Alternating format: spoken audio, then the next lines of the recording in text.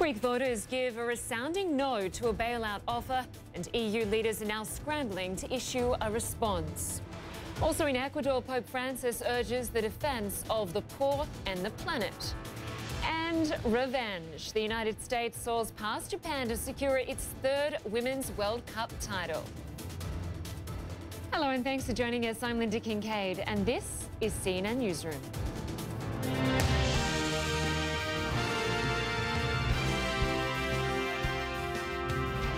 We start in Greece, where there's a new sense of urgency and uncertainty after voters overwhelmingly rejected Europe's latest offer for a bailout.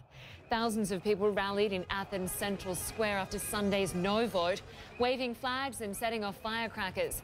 It's an unprecedented move and it puts the country's membership in the Eurozone in doubt. 61% of voters rejected the deal and the austerity measures tied to it. Opinion polls had predicted a much closer contest. The Greek Prime Minister says the vote strengthens his negotiating power.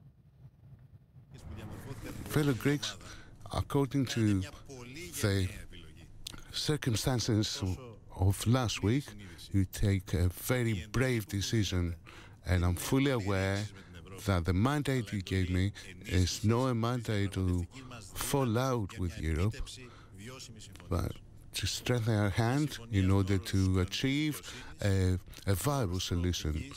Elinda Labropoulou joins us now live from Athens. And Elinda, no doubt as people in Greece wake up this morning, many with sore heads after a big night of celebration, they're going to be facing a lot of uncertainty there.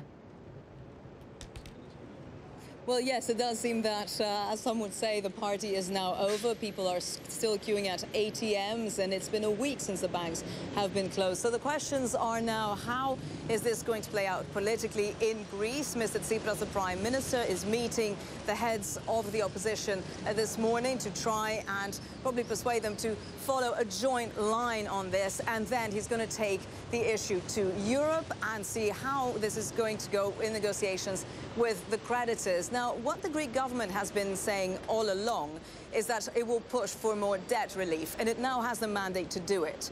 The question is, how will the creditors respond? I mean, it's still early days. The messages are not very positive that we're getting out of Europe so far, but it remains to be seen what will happen next.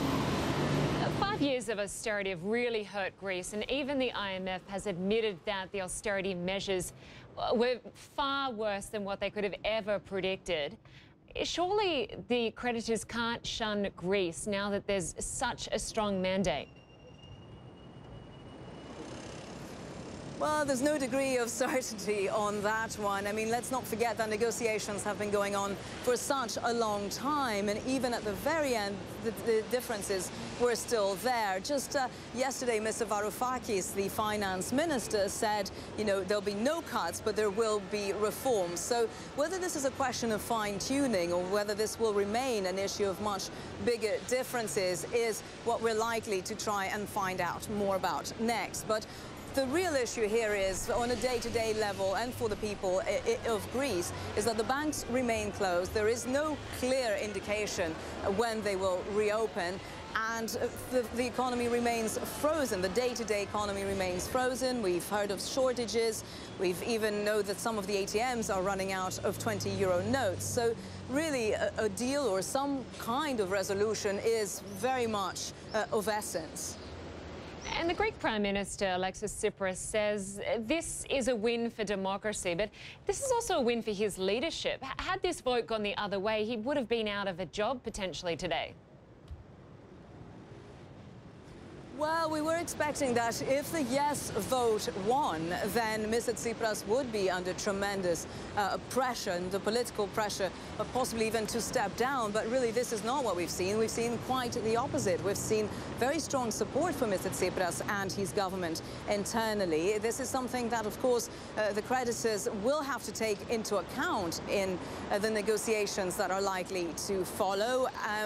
We know that the European Central Bank is convening today to decide what to do with Greece's emergency liquidity funding. We know that there's going to be a Eurogroup called tomorrow and an emergency summit as well. So how Mr. Tsipras' popularity will evolve will, of course, be very much tied to all the key events that are likely to follow.